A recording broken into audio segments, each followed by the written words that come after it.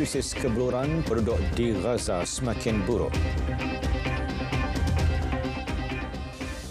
Assalamualaikum, salam Malaysia Madani, Dunia 10 bersama saya Muhammad Shah Musa. Krisis kebeluran semakin buruk. Penduduk Gaza kini berdepan kekurangan makanan yang meruncing apabila kanak-kanak di wilayah itu yang mati kelaparan kian meningkat. Siri pengeboman berterusan sejak lebih 5 bulan lalu menjejaskan usaha mengagih bantuan jalan darat. Pengeluaran makanan di Gaza juga musnah setelah ladang pertanian, kilang dan kedai roti dibom rejim Zionis. Berikutan jalan darat disekat, beberapa negara ambil alternatif menggugurkan bantuan dari udara dan menghantar melalui laut. Pada 21 Februari lalu, 4 tan bekalan ubat-ubatan, bahan api dan makanan digugurkan tentera udara Jordan di bandar Gaza. Jordan, Mesir, Perancis, Belanda, Belgium telah menggugurkan bantuan ke sepanjang pantai Gaza.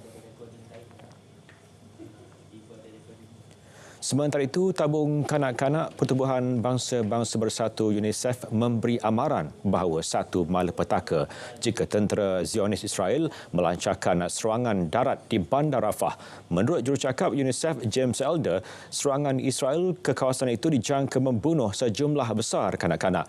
Ketika ini, terdapat 600,000 kanak-kanak di Bandar Rafah berbanding hanya beberapa ratus ribu orang sebelum ini.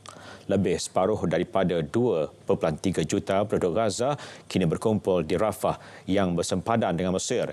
Ketika pertempuran antara Hamas dan tentera Yahudi berterusan, kumpulan organisasi antarabangsa mengeluarkan amaran mengenai risiko kebuluran jika penghantaran bantuan tidak ditingkatkan. Setiausaha Negara Amerika Syarikat Anthony Blinken mengadakan pertemuan dengan Putera Mahkota Arab Saudi Muhammad bin Salman di Jeddah. Ia bagi membincangkan penyelesaian berhubung konflik di Gaza. Tumpuannya untuk tingkatkan usaha terhadap gencatan senjata. Ia susulan kekejaman Israel yang meneruskan serangan pada hari ketiga berturut-turut di Hospital Al-Shifa, kompleks perubatan terbesar di wilayah itu. Setakat ini, tentera Zionis telah menahan lebih 300 orang dalam operasi yang bermula awal pagi Isnin. Hamas menyelar tindakan tersebut yang telah membunuh berpuluh-puluh orang termasuk pesakit, petugas perubatan dan penduduk yang sedang berlindung daripada serangan. Sejak 7 Oktober, 31,923 rakyat Palestin telah terbunuh, manakala 74,096 yang lain cedera dalam serangan Zionis ke atas Gaza. Ketika perang terus berlanjutan di Gaza, lebih 1/3 ahli Senat Parti Demokrat menggesa pentadbiran Presiden Joe Biden mengambil tindakan berani ke arah penubuhan negara Palestin. 19 Senator Demokrat diketuai Tom Carper menyatakan krisis Asia Barat memerlukan kepimpinan Amerika melangkaui rundingan Israel-Palestin. Surat kepada Presiden Biden itu dibuat selepas pemimpin majoriti Senat Amerika Syarikat, Chuck Schumer dan pegawai tertinggi dalam kerajaan Amerika memberi isyarat yang mengejutkan dengan mengkritik tindakan Netanyahu dalam perang di Gaza. Mereka juga menggesa pilihan raya baharu Israel diadakan segera. Namun Netanyahu membantah cadangan tersebut. Senator lain yang menandatangani surat itu termasuk pemimpin nombor 2 Demokrat Dick Durbin, Senator dari Delaware Chris Coons dan seorang pemimpin kepercayaan Presiden Biden. Malaysia dan New Zealand meneruskan usaha untuk mengukuhkan hubungan dua hala dalam pelbagai bidang yang melibatkan kepentingan bersama. Perkara itu dibincangkan Menteri Luar Datuk Seri Mohamad Hassan yang menerima panggilan telefon daripada Timbalan Perdana Menteri New Zealand yang juga Menteri Luar Winston Peters. Datuk Seri Mohamad berkongsi mengenai perbualan telefon itu di Facebook beliau. Sebelum ini, Malaysia dan New Zealand membuat beberapa pertukaran lawatan peringkat pemimpin dengan yang terakhir ialah lawatan Negara Gubernur Jeneral New Zealand, Dame Cindy Kiro tahun lepas.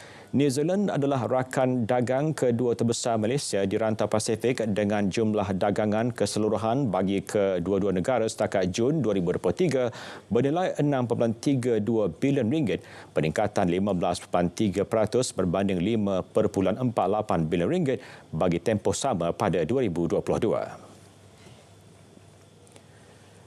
Menerusi kenyataan dikeluarkan Wisma Putra juga memaklumkan Malaysia dan Hungary turut meneruskan usaha untuk memperkukuhkan hubungan kedua-dua negara khususnya dalam bidang pelaburan dan perdagangan, pertanian dan kerjasama di dalam bidang elektromobiliti dalam satu mesyuarat dua hala. Pertemuan di antara Menteri Luar Malaysia Dato' Seri Muhammad Hassan dan Menteri Luar dan Perdagangan Hungary juga berbincang mengenai hubungan dua hala Malaysia Kesatuan Eropah EU, hubungan dialog ASEAN-EU serta isu serantau dan antarabangsa yang kedua-dua negara mempunyai kepentingan bersama. Pada 2023, nilai perdagangan antara Malaysia dan Hungary mencecah 3.08 bilion ringgit dengan nilai ekspor berjumlah 2.38 bilion ringgit sementara nilai import berjumlah 0.70 bilion ringgit. Setiausaha Luar Britain David Cameron bertemu dengan rakan sejawatannya Menteri Luar Australia Penny Wong bagi menandatangani memorandum persefahaman kedua-dua negara. Sementara Cameron dan Setiausaha Pertahanan Britain Grant Shapps berada di Australia untuk rundingan tahunan di Adelaide esok. Rundingan berkaitan sebuah syarikat Britain dijangka dinamakan sebagai kontraktor untuk membina kapal selam nuklear di bawah perjanjian AUKUS. AUKUS merupakan perjanjian antara Australia, Britain dan Amerika Syarikat. Australia akan membeli beberapa kapal selam kelas Virginia AS dan membina kapal selam AUKUS baru menjelang 2040. Negara itu juga akan meningkatkan operasi pertahanan dan latihan ketenteraan dengan Amerika Syarikat dan rakan serantau.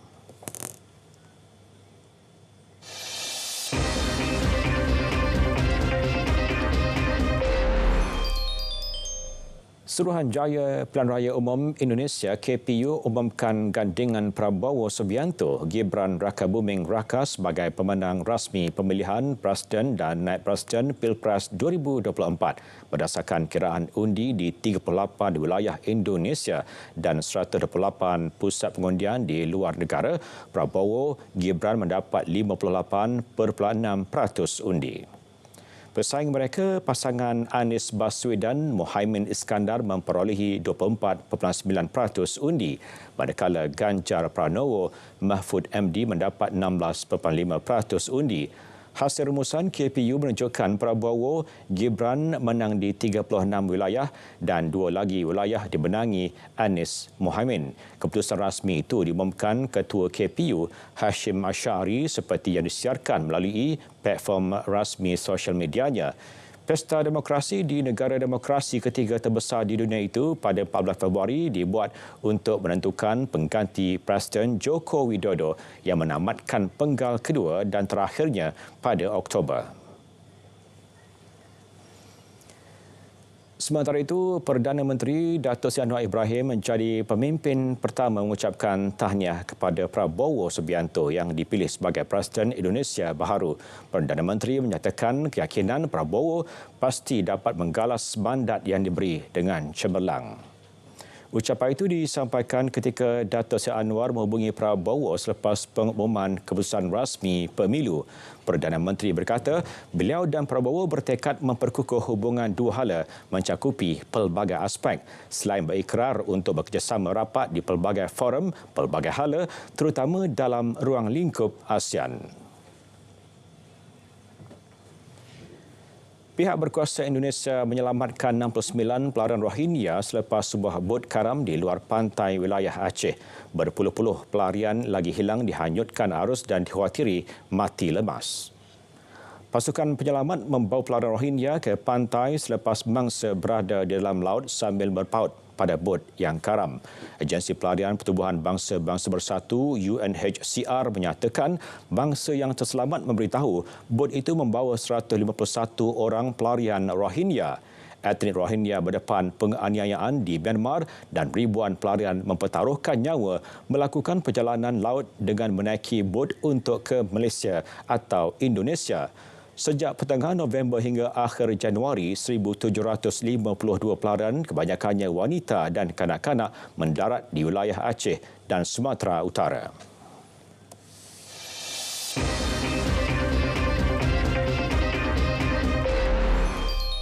Beralih ke berita sukan, Harimau Melaya akan turun bertemu Oman awal pagi ini di Muscat. Tukaran jurulatih Oman tidak mematahkan semangat skuad kebangsaan untuk buktikan kekuatan mereka pada pusingan kedua aksi kelayakan Piala Dunia 2026, Piala Asia 2027. Ketua Jurulatih Kebangsaan Kim Pan-gon berkata pasukannya telah mengkaji ciri-ciri setiap pemain Oman dalam usaha memberi tentangan sengit kepada pasukan ranking ke-80 dunia itu. Meskipun sukar meramalkan taktikal permainan lawan di bawah jurulatih baharu Jaroslav Silhe, namun ia bukan penghalang buat Harimau Melaya.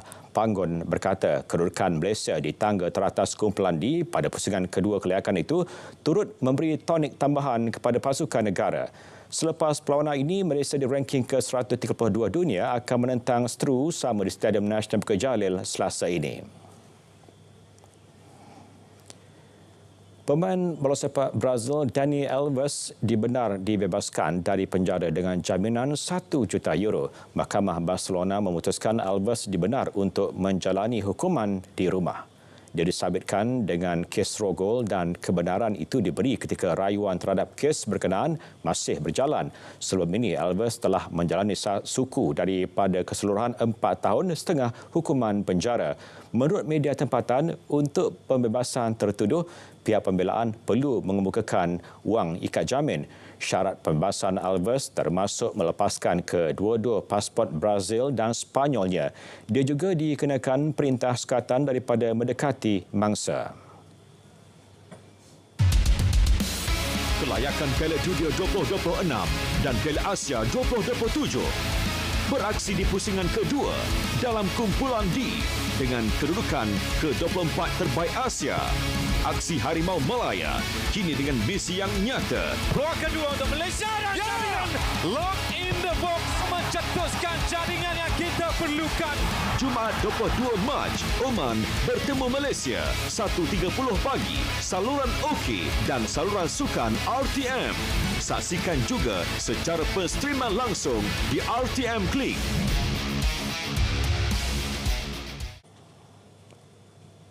Dunia 10 berakhir di sini. Dari sungai ke segara, Palestin pasti merdeka. Assalamualaikum dan salam Malaysia Madani.